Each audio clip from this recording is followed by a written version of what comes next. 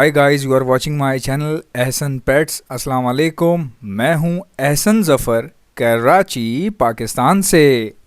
तो गाइस, काफ़ी सारे लोग कह रहे थे कि गोल्डन फिंच पे वीडियो बनाओ, गोल्डन फिंच पे वीडियो बनाओ। ठीक है, इसके नाम में बड़ी कन्फ्यूजन है। पहले मैं समझता था शायद गोल्डन फिंच कहते होंगे इसको, ठीक है, क्योंकि गोल्डन गोल्डन भी ज़्यादा कलर होते हैं इसमें, चेस्ट वगैरह के पास गोल्डन भी होता है, तो हम समझे शायद गोल्डन नाम होगा इसका। कुछ लोग कहते थे गोल्डियन गोल्डियन फिंच गोल्डियन, तो वो हमें समझ में नहीं आता था ये ऐसे क्यों कह रहे हैं। तो मैंने फिर उसको सर्च किया ब्राउज़र के ऊपर, तो वहाँ पे पता चला कि जी इसका नाम ही गोल्डियन फिंच है। इस तरह की कोई प्रोनाउंसिएशन है इसकी, गोल्डियन फिंच, गोल्डियन फिंच। ठीक है, हो सकता है मैं भी कुछ प्रोनाउंस नहीं कर पा रहा हूँ, बट ये गोल्डन फिंच नहीं है जो मैं समझ रहा था। ठीक है, हम बचपन से देख रहे हैं मार्केट में और डिफरेंट दोस्तों के पास सेटअप लगे हुए हैं इसके।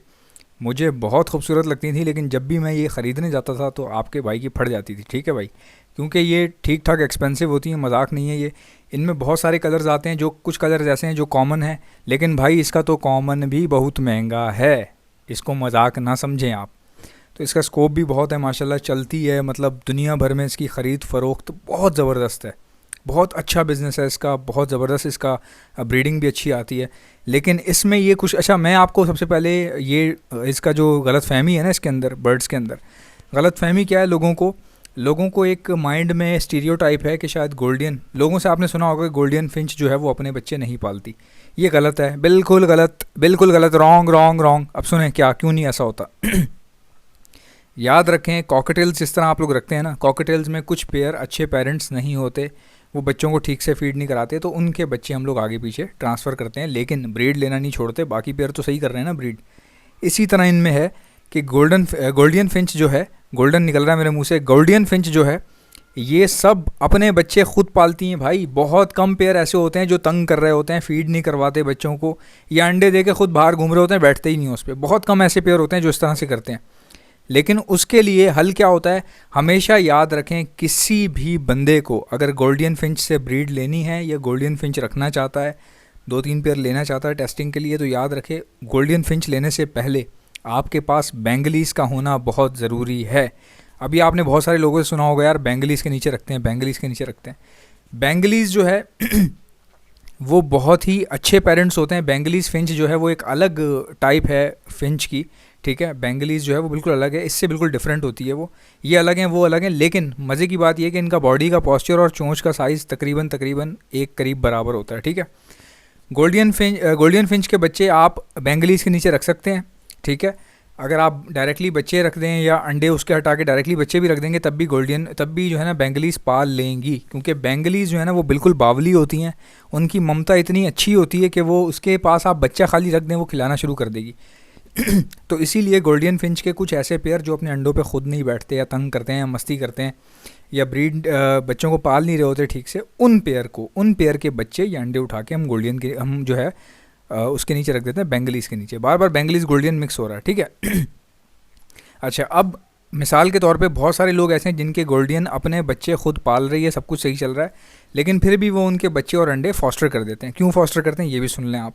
अच्छा, गोल्डियन फिंच को थोड़ा सा ना हल्का सा ठंडा मौसम पसंद है। हर बर्ड को ब्रीड के लिए थोड़ी सी ठंडक जो है ना, थोड़ी छाँव, ठंडक, ठंडी हवा, ये पसंद होती है ब्रीडिंग करने के लिए। तो गोल्डियन फिंच भी बहुत ज़्यादा जब गर्मी होगी तो हाँफने लग जाती है, इस चीज़ का आपको ख्याल रखना है। अगर आपने कमरे में रखी हुई है तो आपका वेंटिलेशन सिस्टम अच्छा हो, इनके मुंह के ऊपर पंखा नहीं लगाना भाई, याद रहे। ठंडक चाहिए होती है, हवा नहीं चाहिए इनको। अच्छा, अगर आपने एसी में रखी हुई है फिर तो भाई पूरा साल ब्रीडिंग आती रहेगी आपके पास, गर्मी में भी आएगी, सर्दी में भी आएगी। अगर एसी नहीं है, आपने वेंटिलेशन लगाई हुई है, अगर आपने ऐसा वेंटिलेशन फ़ैन लगाया हुआ है जिससे आपका कमरा ठंडा रह रहा है, तब भी आपके पास पूरा साल ब्रीड आएगी बड़े आराम से। दूसरा ये कि ये बहुत जल्दी बिक जाती हैं आसानी से। सिर्फ इनके पट्ठों को बेचने में प्रॉब्लम होती है। आपको पट्ठे रोकने पड़ते हैं, क्योंकि इनका जो कलर अभी आप देख रहे हैं कितना खूबसूरत कलर है। जब पट्ठे निकलते हैं ना वो सारे एक जैसे होते हैं, काले मैले। ठीक है, काले मैले और ब्राउन ब्राउन होते हैं। आहिस्ता आहिस्ता जब वो बड़े होते हैं तो उनका कलर जो है, कच्चा कलर झड़ जाता है, नया कलर आ जाता है उनकी बॉडी के ऊपर।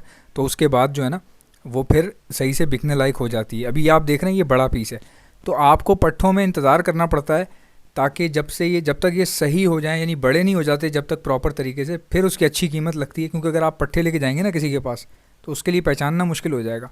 दूसरा, पहचानना क्यों मुश्किल हो जाएगा, क्योंकि इसमें बहुत सारी म्यूटेशंस हैं, बहुत सारे कलर्स हैं, डिफरेंट शेड्स हैं इसमें। कुछ ब्लू होती हैं, कुछ जो है वो ग्रीन होती हैं, किसी का हेड रेड है, किसी का हेड पर्पल है, किसी का हेड येलो है, किसी का हेड जो है ना ऑरेंज है। डिफरेंट डिफरेंट हेड हैं इनके अंदर। जैसे हमारे पास लव बर्ड में म्यूटेशंस होती हैं बहुत सारी, इसी तरह लव बर्ड में जितनी म्यूटेशंस हैं उससे कहीं ज़्यादा गोल्डियन फिंच में। पाकिस्तान में बहुत कम म्यूटेशंस पाई जाती हैं। उसकी वजह ये है गोल्डियन की, क्योंकि गोल्डियन भाई बहुत एक्सपेंसिव है। इसका कॉमन भी जो है ना मजाक ना समझें इसको, ठीक है। इससे अगर ब्रीड करवाना चाह रहे हैं ऐसे लोग जिनको तोते पसंद नहीं है, या तोते उनके अंडे ख़राब कर रहे हैं, तोतों से मज़ा नहीं आ रहा उनको, या फिर ऐसे लोग जिनको फिंचेस में दिलचस्पी है, फिंचेस से ब्रीड करवा रहे हैं, ऐसे लोग बड़ी आसानी से इसकी तरफ जो है ना यानी कि अपना रुख कर सकते हैं। रुख करने से मुराद ये नहीं कि अपनी फिंचेस साइड पे कर दें और ये ख़रीद लें। अपनी फिंचेस से भी ब्रीड लेते रहें, 5-10 पेयर इसके उठा सकते हैं आप लोग अगर आपको अच्छे मिल रहे हैं तो, ठीक है। लेकिन आप इसकी ब्रीड को फिंच से कंपेयर नहीं करवा सकते। इसकी ब्रीड बिल्कुल जावा जैसी है, जैसे जावा ब्रीड करती है ना वैसे ये करती है। दूसरी बात, अगर आपने गोल्डियन फिंच के लिए मटकी लगाई हुई है तो भूल जाएं कि आपके पास ब्रीड आएगी, क्योंकि ये मटकी में नहीं जाती, ठीक है। मटकी में नहीं जाती, ये बॉक्स में ब्रीड करती हैं। और अगर आपने बॉक्स सिंपल लगाया हुआ है जो जावा को लगाया जाता है तब भी ये नहीं जाएंगी बॉक्स के अंदर। अब ये इनका मसला क्या है? इनका मसला ये किसी भी गोल सुराख के अंदर नहीं जाती। ये घोंसला बनाने के लिए किसी भी गोल सुराख के अंदर नहीं जाती। इनके लिए सामने वाली फट्टी पूरी कटी हुई होनी चाहिए, आधी ऊपर से, ठीक है। तो इस तरह का बॉक्स ये पसंद करती हैं। आप किसी से भी पूछेंगे ना गोल्डियन फिंच के बॉक्सेस दिखा दो, तो जब वो आपको दिखाएगा ना तो उसके मुंह लंबे होंगे, बड़े बड़े मुंह होंगे, यानी कि अंदर घुसने के लिए जो जगह है वो बहुत लंबी खुली हुई होगी, पूरा फट्टा ही निकला हुआ होगा। जहाँ तक गोल वाला हिस्सा कटा हुआ होता है ना वो वाला पूरा फट्टा ही उसका निकला हुआ होगा। क्यों? क्योंकि ये डरती हैं किसी भी गोल जगह के अंदर घुसते हुए। इनको लगता है पता नहीं हम वापस आ पाएंगे कि नहीं आ पाएंगे। बड़ी होशियार होती हैं ये। तो बड़ी, जहाँ बड़ा सुराख होता है ना, बड़ी जगह होती है लंबी सी, तो वहाँ ये जाके अंदर बैठ जाती हैं। फिर ये घोंसला भी बना लेती हैं, बच्चे भी दे देती हैं, बच्चों को पाल भी लेती हैं।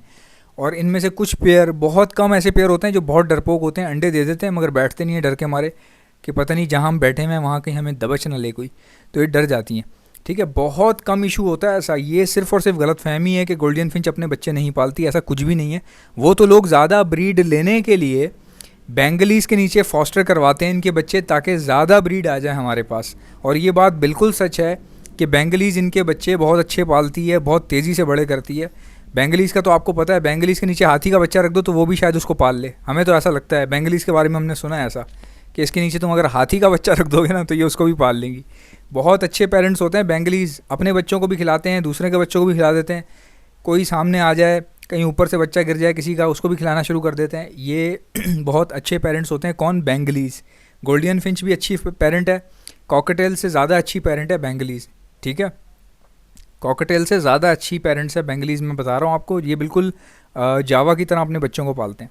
बहुत कम पेयर हैं जिनका ये इशू आता है जो आपने सुना होगा, लेकिन ये जो है वो मिथ है कि ऐसा कि गोल्डन फिंच अपने बच्चे पालती ही नहीं है। दूसरा, फिर ये खाती क्या है भाई? ये वही खाती हैं जो बजरी खाते हैं, बारीक कंगनी, लाल कंगनी और कैनरी सीड वगैरह हो गए। बारीक कंगनी, लाल कंगनी और कैनरी सीड, ये शौक से खाती हैं ज़्यादातर।